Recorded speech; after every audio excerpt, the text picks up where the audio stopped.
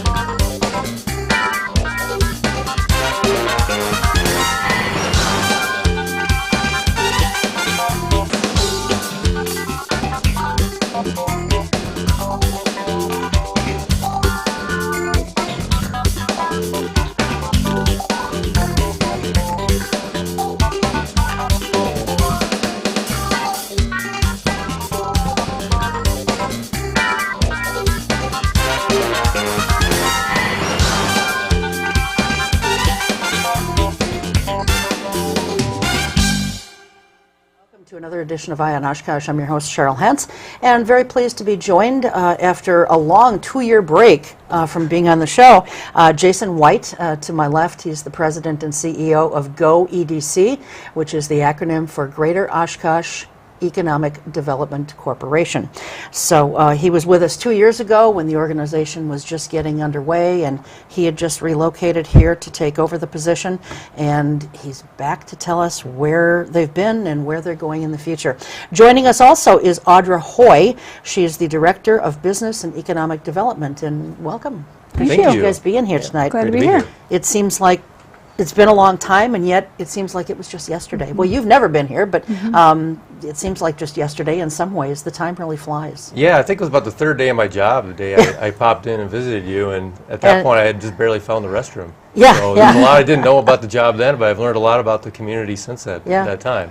And thank you. I'm glad to know you told me earlier that you've been learning a lot about the city from watching this show. So yeah, thank you. I appreciate it. Yeah, there's a lot of history you can learn from watching the show. Yeah, just go to YouTube. It's all there. Absolutely. It's all there. So one of the first things that we want to talk about, let's just, for people who maybe don't know what GO-EDC is, let's talk about what it is, and then I want to talk about an event that you have coming up, and then we'll get into some of the more meaty stuff. Sure. Well, Greater Oshkosh Economic Development Corporation is a public-private, nonprofit economic development partnership that receives support from the city, the county, a number of businesses in our community, the university, other nonprofit organizations like the Community Foundation, to support a plan of work that relates to job growth, retaining businesses, helping small, medium, and large businesses grow in our community. But at the end of the day, what we want to do is increase wealth in our community. So we're positioned as kind of a public-private liaison between the public and the private sector to help bring the right people to the table to help engage in deal-making on economic development projects. Okay. You mentioned that you're a nonprofit, and I have a question about that because when I was looking at your website, you're a 501c6. Is it C6? We actually have two designations. What is the? I've never heard of a C6. What? Yeah. Mostly you hear of 501c3s. Sure. Yeah, 501c6 is similar to how a chamber of commerce might be structured, where it's recognized as having members or investors. Okay. And the focus is a lot of times on the business, and we also have a companion organization, a 501c3 that we call GO-EDC Foundation, Inc. Okay. And basically that represents the charitable functions of our organization, and that's focused more on the individual. So we blend on business growth, and we also blend that with workforce development and things that benefit the individual, because at the end of the day, human capital is a very important aspect of economic development. Okay, so I want to talk about that a little bit too, but one of the first things I want to just briefly mention, and it is going to be briefly because we're taping this on the 4th of May, and GO-EDC has an investor appreciation breakfast tomorrow, Friday, May 5th. And so if you're watching this on YouTube on the 4th, that's great. You can get to this. If you're watching this after the 5th, sorry, you can't go to the breakfast. It's over. So, but tell us about the breakfast and what is going on. Sure. our organization is defined largely by the projects that we work and the initiatives that we pursue to help achieve economic growth. But from time to time, we like to have events to bring our investors in, thank them for supporting us, give an update in terms of the return on investment that we're achieving with their money. And tomorrow happens to be one of those mornings that we're having our investors come in. We're serving them breakfast at the UWO Alumni Center. And the CEO of Oshkosh Corporation, now just back from the New York Stock Exchange, ringing in the bell today, is going to be our keynote speaker to talk about some of the things happening in Oshkosh Corporation's 100th year. Is that John Daggett, or is that somebody different now? Wilson Jones. Wilson is Jones, the CEO. okay, Yep. all right. It used to be John Daggett, wasn't it? Or, no, he was the spokesperson. He was the spokesperson. Spokesperson, Yep. yeah. So Wilson replaced Charlie Shebs. Okay, all right, very good. So is this event on the 5th, is that, we said it's open to the public, but do I have to be an investor to come, or can someone just come to see what is going on? And Sure, it's open to the public, and we're fortunate to have some good sponsors to help us out with the breakfast tomorrow. So we have seating for up to 170 people, and I think as of now we got 150 RSVPs. So if anybody's watching the program at this hour, when it ends up on television, then feel free to come on out. okay, how much is it, and what time is it? It's totally free. It's totally free. Okay. 7:30. Get up in the morning early with us and have Okay. breakfast. So finish your paper route and come on over, right? Absolutely. Okay, so one of the things that I want to talk about is you guys are obviously heavy in economic development. There used to be the Oshkosh Area Economic Development Corporation, OAEDC. Are they still in existence? I'm not aware that they are in existence. Okay. If you look at the structure of our organization, we have a lot of the major stakeholders in our community that are represented on our board of directors in an attempt to create unity around economic development. So we have a variety of different stakeholders on our board, from the community foundation to the chamber to the city to the county, the Winnebago County towns, the CVB, the Fox Valley Tech, UW Oshkosh. So all of those folks that are involved in growth of our community in some way are all represented with a vote on our board of directors. Okay. And the OAEDC was, I don't want to call it an arm of the chamber, but it was part of the chamber. So, it probably isn't in existence any longer, although I think that the chamber probably still does do something in the way of economic development. Would that be under Chamco, or is Chamco still around even? That's another good question. When we came into existence, Chamco transferred their remaining responsibilities over to us. They still have some real estate holdings that they are transitioning, but by and large, their functions as an organization have been transferred to our organization. When will you said that they're transferring some of these real estate holdings. When will that be done? Well, the city, they have an office right now downtown on 7th, and I think it's in the Sawdust District, the north end of the Sawdust District, which I'm sure we'll talk about a little bit. But it's on my list. The city has, I'm sure we will. The city has a contract to purchase that building eventually, I think later this year. Okay. So I think that's one of the remaining transactions that they still have in play. Okay, all right, excellent. The city also has its own economic development department and economic development director. So how do you kind of bring all these pieces and people together? Sure, I think that's a really good question. I think that's one of the reasons we've been structured the way we are, in that, I always talk about, if you're going to, whenever we're working with a business, there's a variety of issues that business is going to have to deal with. They're going to have to raise the capital that they need to finance their operations. They're going to have to get through the regulatory process of the city or the county or the state, and there's a variety of steps along the way there. They're going to have to hire people, so they're going to have to know who can help them in that regard. And just other things. They may need help in their business plan. They may need some help on marketing, what they're doing. They may need to know some contacts that might help them in one way, shape, or form. And so, we are strategically set up and that we have a good relationship with the city, and we also have a good, credible relationship with the business community. So it's not a big secret to say that the public and the private sector don't always see eye to eye. Right. And so it's important to have an organization that has a good relationship with both sides of the equation, so that when there's a meeting that needs to take place, we can be an effective broker between the parties to make sure that there are no delays, there are no cost overruns, there are no surprises along the way. So that's really where we provide the most value in kind of that project facilitation role.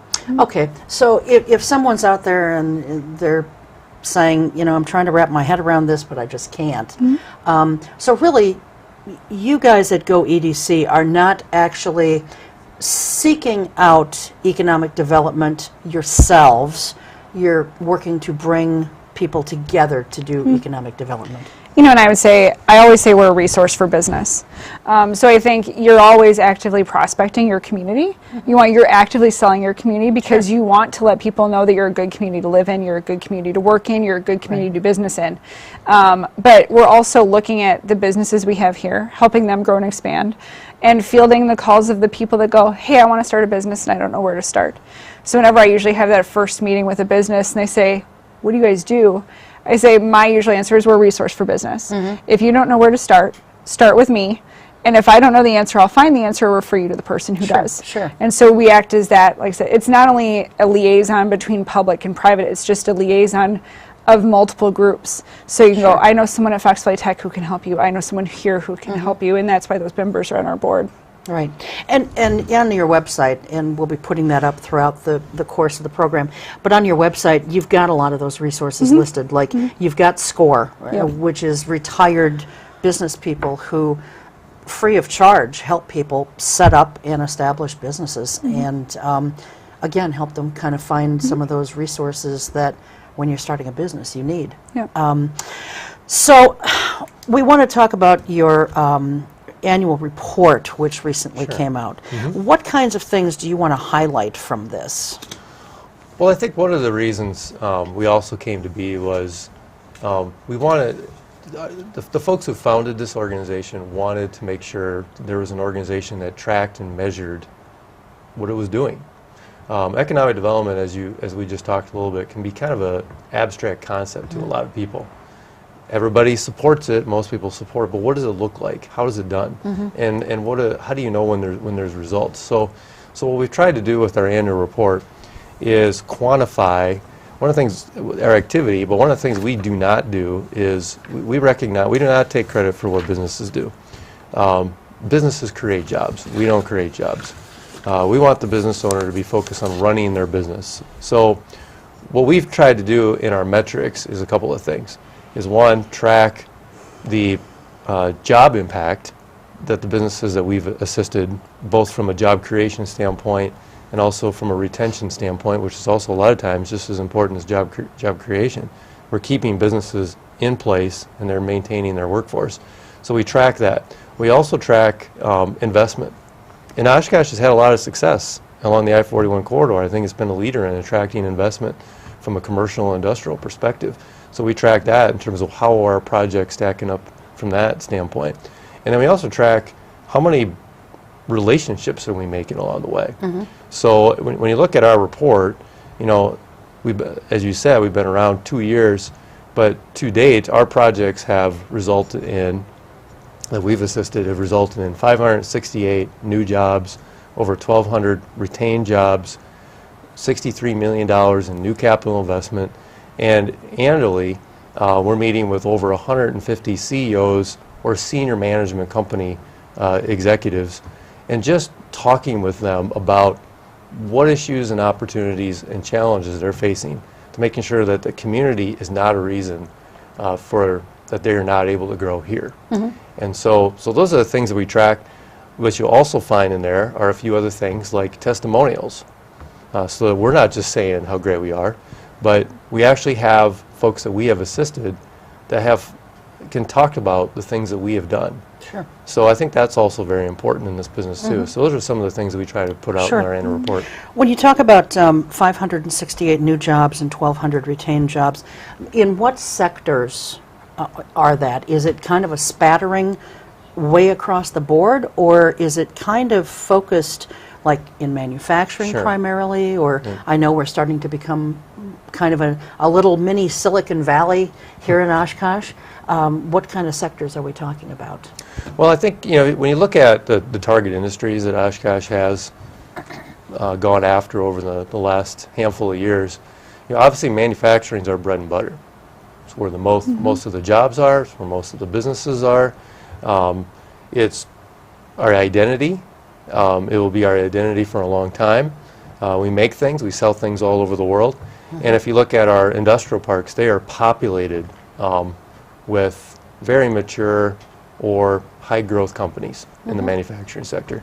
So one of the things that we're responsible for is managing our industrial parks. So when a company comes along, we got covenants. We got to make sure that as they're expanding or growing, that they're adhering to the covenants that we've set up for our industrial parks. So those are some of the companies that we've assisted. Some of those companies we've helped make it through the regulatory process of the city, or the site plan review process, or there's a wastewater issue or a stormwater issue. So we've assisted them in that regard, or a tax credit from the state of Wisconsin to help finance their operation, or a revolving loan fund, a loan that they got from one of the programs that Audra manages. So manufacturing is key when it comes to that, but we've also helped a handful of service sector businesses. Technology is not a huge base in our community, but it's a very important one because some of your higher paying jobs are there. So that's an important sector. And then I think one that we're really trying to build is a cluster for aviation.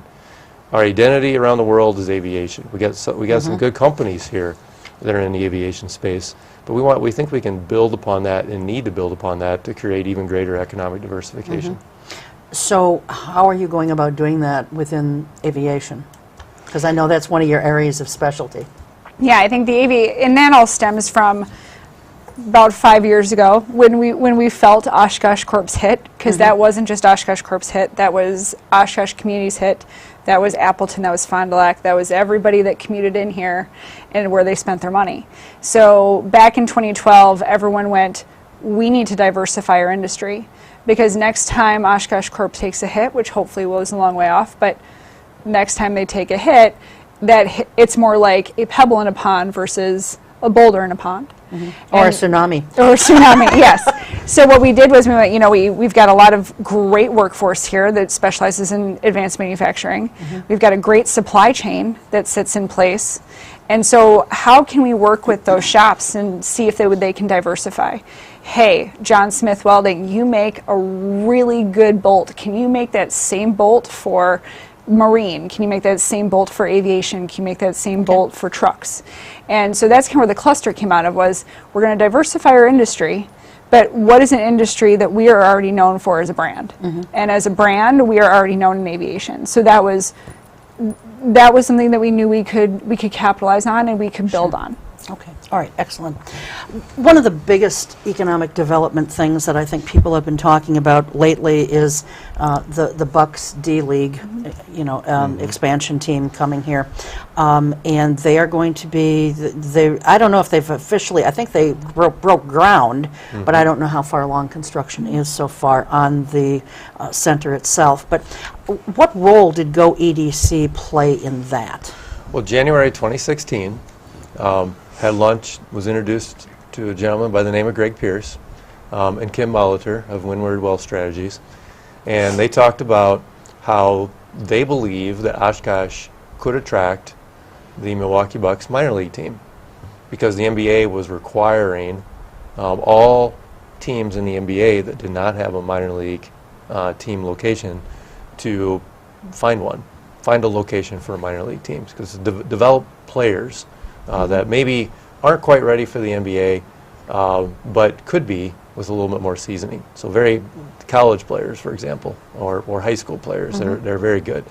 So developmental league is what the league was called then. Now it's going to be changed to the Gatorade League soon. But nonetheless, at that point, Greg talked about how he had some experience. He represented some professional sports athletes and people in the professional ranks. He was a season ticket holder with the Bucks, and he really believed, he had this vision that Oshkosh was the place for this. And so we started a relationship with him, and over a number of months, he had a copy of the RFP in his hand, and we put together a proposal in partnership with Blue Door Consulting, marketing firm here in our community, put together research and stats and information about why Oshkosh here in the Fox Valley is the place for them. And we had some pretty stiff competition. I mean, Sheboygan, Racine, closer to Oshkosh. They had some more inside contacts with the Bucks. But over a period of months, we submitted the proposal. We helped them find a location, which was a very extensive, believe it or not, process. We looked up and down I-41. We looked at a number of sites downtown. And believe it or not, never thought in a million years we would end up on Buckstaff, as the Buckstaff being the most development-ready site of many that we really looked at.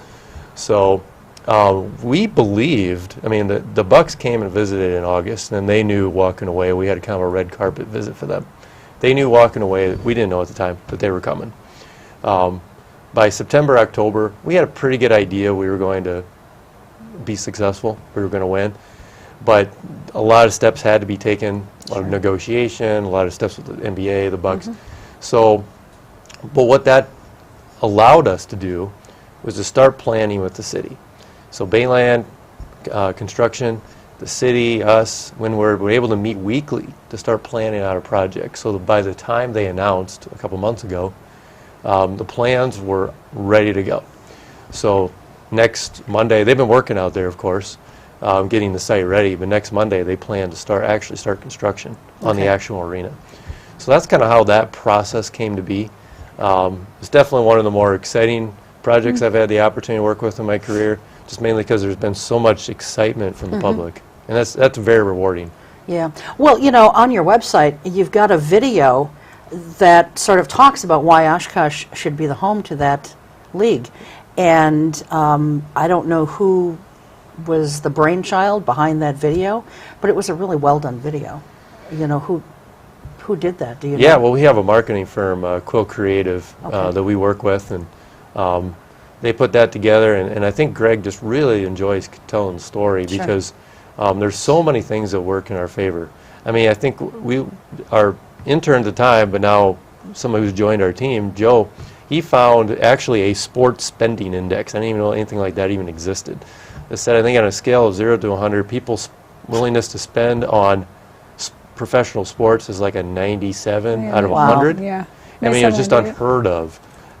So we just knew right away that, you know, people were going to support the team, which is a big reason why they're here. Sure. How did you settle on that particular location? Because when you look up and down 41, we've got some sites that have been languishing for years and really need something done with them badly. I'm thinking in particular kind of kitty corner to the EAA grounds and so forth, where the old J.C. Penney was and the old Walmart was, right there at 44 and Washburn, and then the site of the old Kmart along Keller. What was it about this particular? Certainly those have better access to the highway. What was it about this location on South Main that did it? We looked at all of those sites and then some. And for one reason or another, whether it was a land use restriction or didn't fit the philosophy of what the seller, listing seller had for that piece of land or that building, just didn't work. But I think the biggest factor playing into this was, what did the Bucks want to do? And you know, you look at the Buckstaff building and the time that they came to the community. We could have taken 100 prospects by the Buckstaff property, and 99 of them would have passed by and said no. But the Bucks were able, and Greg too, were able to see past that, to see the potential of that area, not just that site, but that whole sawdust district and what it could be for the community. And you know, the Bucks are doing something similar downtown. They're taking an area of town and trying to improve it with their new arena. And so I think they saw that they could be a real cornerstone towards something even bigger from a redevelopment perspective. Sure. That is sort of right on the edge of the Sawdust District. What other plans are there in place to move forward with something else in that Sawdust area? Well, the Sawdust map, so to speak, that's been floated all over the place and gotten a lot of attention and included in the proposal is a vision at this point. It's not an actual adopted plan. And so it was a realistic depiction of what that area could look like. So at that point, you know, Greg made the case that, you know, look, we're going to build an arena, and a few years from now we're going to build a larger arena. A lot of assumptions that are built into that. One is that this team and this arena will be very successful. Everybody believes it will be. But a larger arena would be a 7,000-seat arena. Now, having said that, there's also vision for an entertainment district in that area. So that's not on the map right now, but that's been probably the most talked about version in terms of what that area is most likely going to develop into.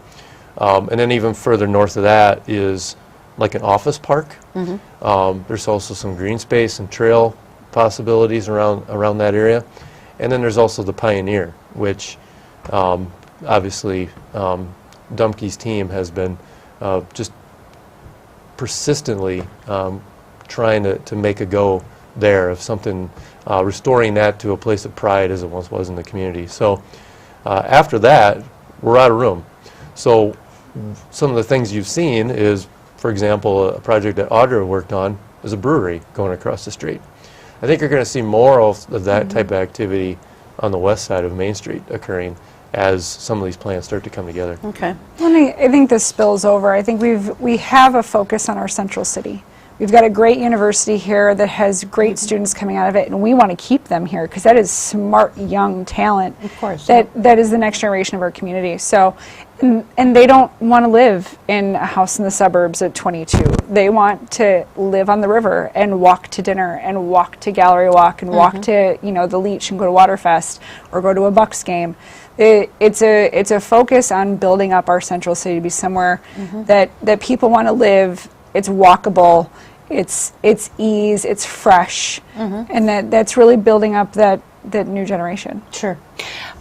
While you guys are doing that, these other areas of town are just sort of sitting there and they're eyesores. Is there anything on the radar screen about what might go into those areas at all?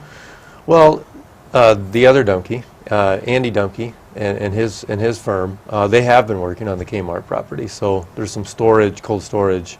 There's a developer that's going to develop that in a cold storage space for so there is different something users. going in there relatively soon? Relatively soon. And at the same time, maintaining the frontage lots for future service, retail, commercial possibilities. So that is underway. But you're right. I think, you know, that whole J.C. Penney area, the former Walmart site, I think. And they redid the facade on a couple of those spaces to make them definitely more appealing. I think there are plans there, just a matter of timing. And you know, and the thing in economic development I learned coming on board here is some projects happen very quickly and some projects take a really long time, and it's just a matter of the stars aligning. And I think I've been here since that Walmart property was torn down, and you want to see something there. It's a great piece of land. I think it's just going to be the right project at the right time with the right funding. Sure. And I think that'll kick off. I had dinner last night with a friend who just recently moved here from another community just a little bit further north. And you know, she said that they went to Rogan's Shoes, and she said it was, the word she used was depressing to see Rogan's sitting there kind of all by itself. You know. It wasn't by itself before, and then everyone just kind of left them. Everybody just, I mean, there was, I believe there was a toy store there, or a hobby center. Remember, that was the old Piggly Wiggly. There was an old Piggly Wiggly that's there. Where Rogan's was, Penny's was there. I mean, it used to be a real thriving area. Miles Kimball had a store next to J.C. Penney. That's right. They did have an outlet store there.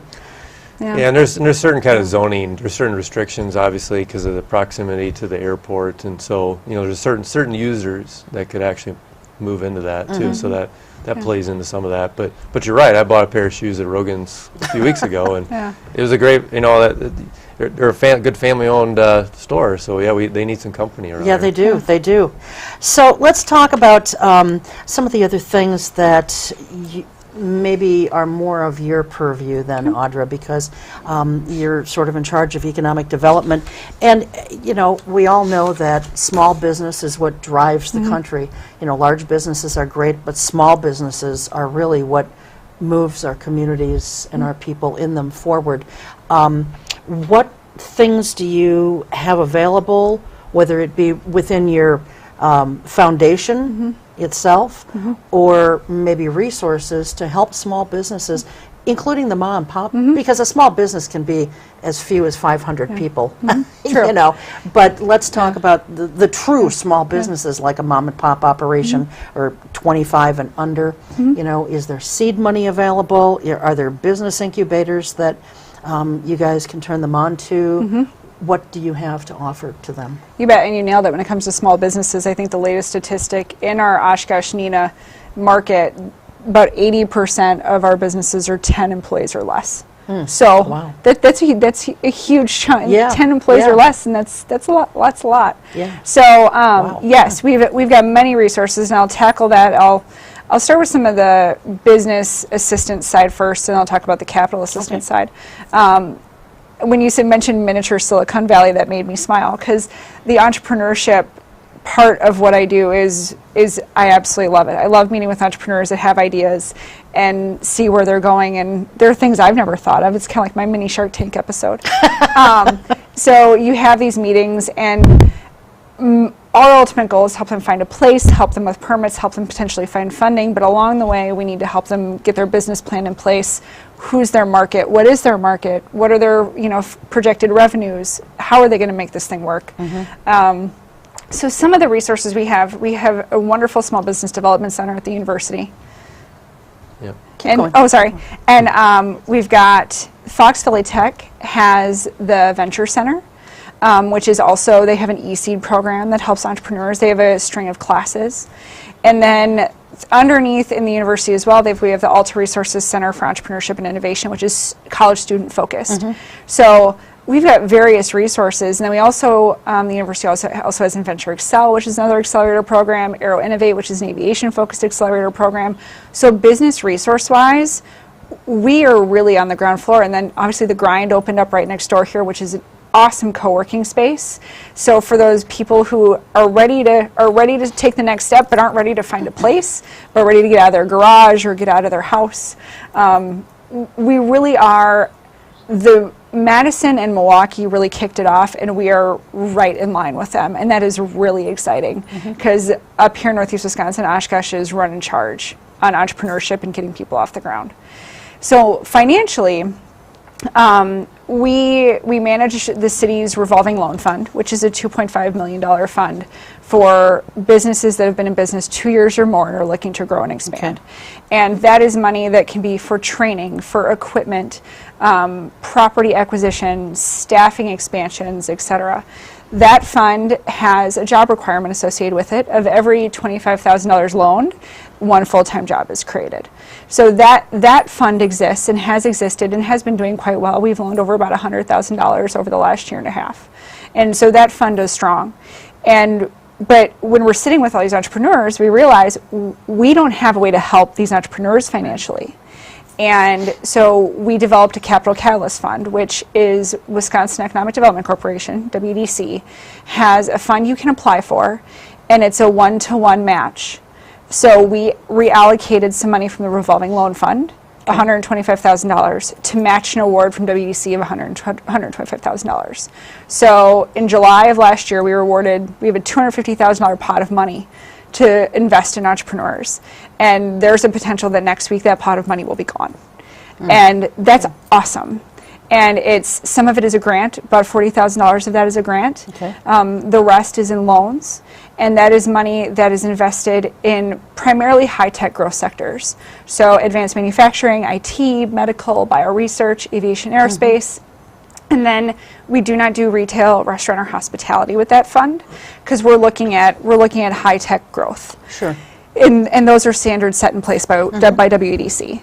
But that fund has been really great, not only for the fact we've been able to invest in our startups and help get them off the ground, but also it gets startups in our door so we can help them find attorneys, find accountants, find a space, deal with permits, whatever they need. So it just helps us be a resource for business. So you're not officially, really formally providing a matchmaking, but you can assist them with finding those resources. Yeah, I'll play matchmaker. I'm good with that. All right. I just call me a business matchmaker. Okay, there you go. There you go. That works. I like You that just title. described the role of an economic developer right there. Yeah, business matchmaker. Yep. It's super fun for us, you know, because we get to hear all these great ideas off the ground floor. Sure.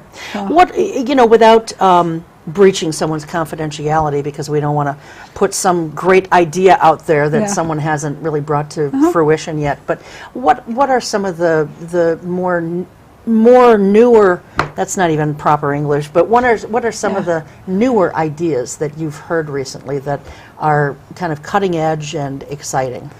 I'm trying to figure out how to describe them without breaching, without letting the cat out of the bag.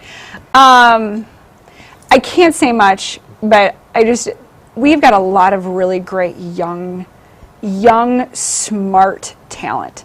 And I guess I can't talk about a couple because they're already out. One of them is a company called Mission Move. They're some, I believe now graduated students from UWO that developed an educational interface for educators to teach while also getting kids moving in the process. And so they've taken off. They are in school districts in Florida, in California, in Wisconsin. So we've been able to help them, and the Small Business Development Center got them off the ground, and they're off to the races. Their founder, Jordan Rhodes, actually now manages the Center for Entrepreneurship and Innovation at the university. Another one is called Upright Kids. It's a stand-up desk for kids made out of very structurally sound cardboard, so it's collapsible. So to get kids off their butts and to stand up, and they can learn and stand and move.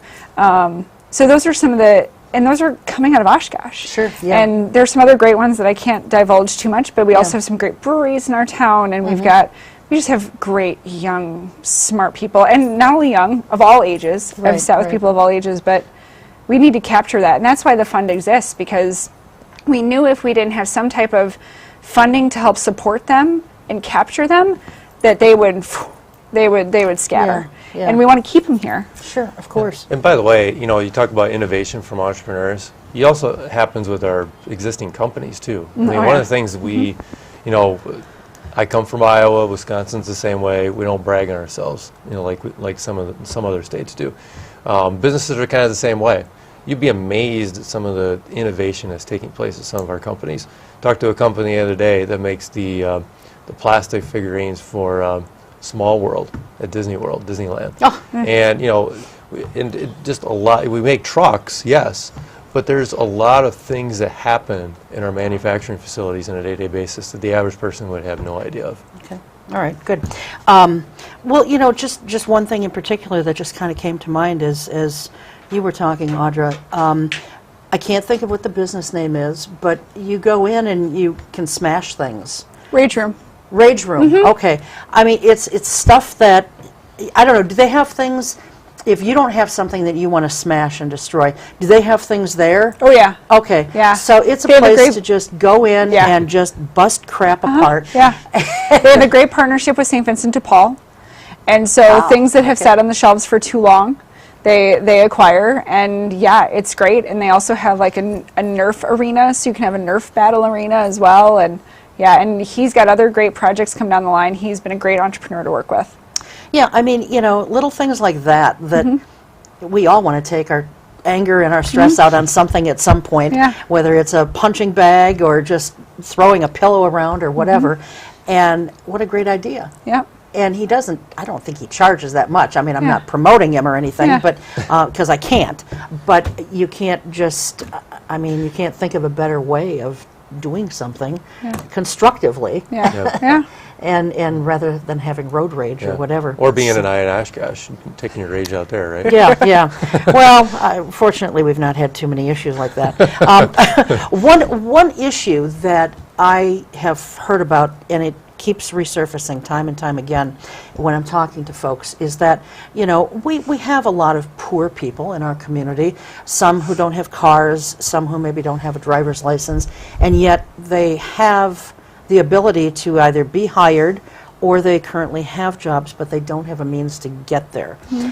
Is that something that you guys have on your radar screen to maybe help people get to and from work? Mm-hmm. Yeah, it's right up there on our radar screen. I mean, there's a, like you said, it's a workforce issue, and it's also an economic development issue. And because it also relates to also the early childhood care too. I mean, daycare. Yeah. Because those are the two biggest barriers that single parents, and I'm married to a single parent who was a single parent at one point. So I understand some of those challenges they work with. And Audra and I serve on the city's public transit strategic planning group right now that's looking at a number of these issues. It's going to truly take a public-private solution to get some of those issues resolved. And they've tried it, Valley Transit and Neenah. They had a similar model of that where they had a business that was struggling to get some of their workers to work because of the lack of transit. And what they did was the business was actually subsidizing some of those fares. Unfortunately, there was not a long-term commitment to that. So the ridership to extend that route to that business was discontinued after a short amount of time. So these issues aren't easy to resolve, but you got to have the city and you got to have businesses at the table willing to both play their part. Sure. Well, and you touched on one thing also, Jason, with the daycare, the childcare. Most of us think of daycare as being during the day, and yet being in this area, we have a lot of factories that they run second and third shifts, and if you are a single parent or both parents in the household work a second or third shift, what are they supposed to do? So I guess what I'm hearing you say is that that's something else that's kind of trying to be figured out. Well, and it's not just the factories either. It's nurses. It's those in the healthcare industry. It affects all of them. So yeah, it's definitely a second shift type daycare is definitely something on our radar screen, and it's also city transit, but also rural transportation. That's also something that we've been in county discussions on. Is what's the solution to get people to work from a rural area? And is that an Uber type setup to get to work? Is it a carpool setup? How do we make that happen? And some of our industrial parks might be half a mile off the bus line. Well, half a mile off the bus line is not a problem on a sunny, beautiful summer day, but it is a problem when it's the dead of winter and the street is lined with 6 feet of snow. Yeah. So how do we get past these issues? And all those are on our radar screen often. I think the good news is there are folks around the table having this conversation. I know the Housing Authority has been part of this discussion, United Way, CCR&R. There's been a lot of folks that are on the table collaborating on solutions because these are big issues for our community. Okay. Yeah, they are recognized. Yeah, something else that I wanted to touch on, and I don't know how well you guys can speak to this issue, but we hear a lot about diversity, and some of the more successful corporations in any kind of sector in this country are those who have a supplier diversity program, whereby they are, if it's a bank, for example, they're giving business to diverse corporations. Do you guys, do you have a strategy in place for supplier diversity? I think there's a fractured strategy in our community on that topic right now. I think there's a lot of folks that are well-meaning right now, and there are other folks that are actually taking the lead, and some of the folks, are joint friends of ours. And I think the university is also taking the lead on that. I know that's a big Chancellor Andy Levitt is very passionate about this topic, and he's been very determined to lead by example as a university. But I think also some of the conversations I've had with some of our corporations that are recruiting talent from all over the country is they want, and they're looking at all different types of people, all different walks of life to come here. And as they recruit them, you know, they want them to feel welcome. They want to feel welcome in our community. They want to find people who have similar interests as them, things to do, cultural activities. So I think as a community, we have been slower to adopt some of the things. I think that some of the more people who are championing these issues would like to see us adopt. Sure. But at the same time, it's going to have to be a bigger issue as we move forward.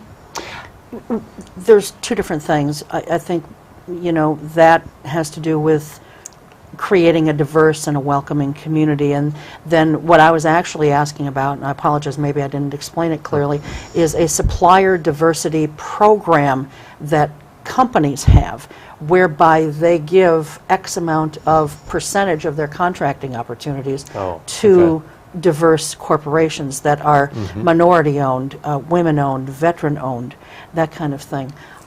Is there anything that you guys have on your radar screen there that you're looking at?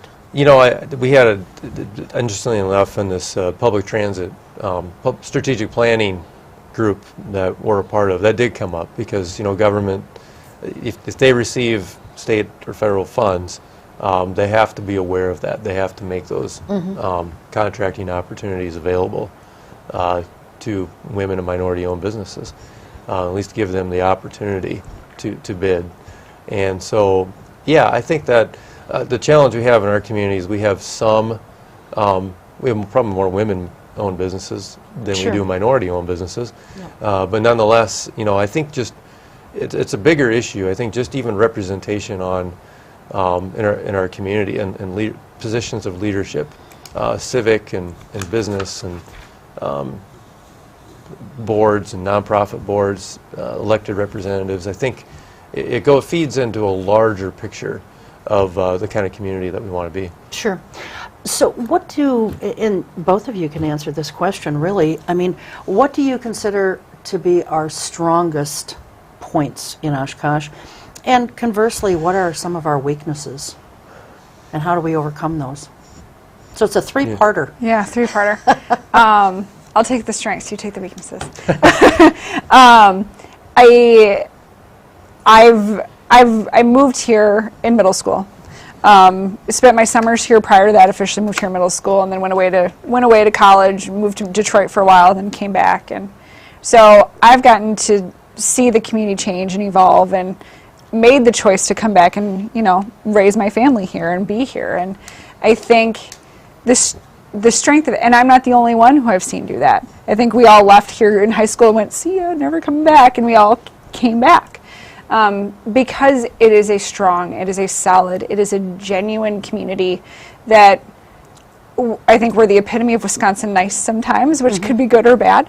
But I really do think we're genuine, we're solid, and we work hard. And I do think those are our strong points. And weaknesses, I think, it is that Wisconsin nice, but I think we are trying, and our weaknesses is that lack of diversity. I think we want to attract more people to come here, different people to come here, and it's just making that push to make it happen. Sure. Well, I'm one of those people who came back, and it wasn't for work or anything like that. I was gone for 12 years, and I came back because my family was growing. My brother's family, you know, he was having children, and I wanted to be near them as they grew up. As I get older, I'm not digging our winters so much, you know, and so that may result in my going somewhere where it's a little bit warmer. Understood. But yeah, I'm one of those people who came back. So, and it is not just family, but it's, you know, well, that was the reason, but the side effects of that is that, you know, there's all those nice things of Wisconsin nice, you know, a good strong work ethic, people caring about one another, that kind of thing. So you're right. Weaknesses? Well, I was just going to say, I think, and this comes from somebody who, I moved from the Des Moines metro area, so I led a public-private partnership in one of the suburban counties, largest suburban counties to Des Moines. And so I always tend to look at things in somewhat of a regional lens. Let's take the arena, for example. The arenas, we won the arena because of the enthusiasm by people from Oshkosh. to support a project like this. It will succeed because of our region, because we're not Madison, we're not Milwaukee, we're not Chicago, but up and down the I-41 corridor, we have almost, between Fond du Lac and Green Bay, we have almost 800,000 people. And so we're going to have to rely on a lot of those folks to support what we have here. People come here to support AirVenture, go to AirVenture. They support our tourism and recreational and cultural attractions. They're going to support the arena. I would love to have everybody live and work in Oshkosh.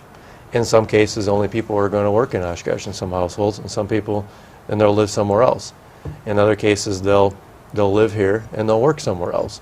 So, you know, I think that recognizing that as a region, we can win more than if we just always work in a silo.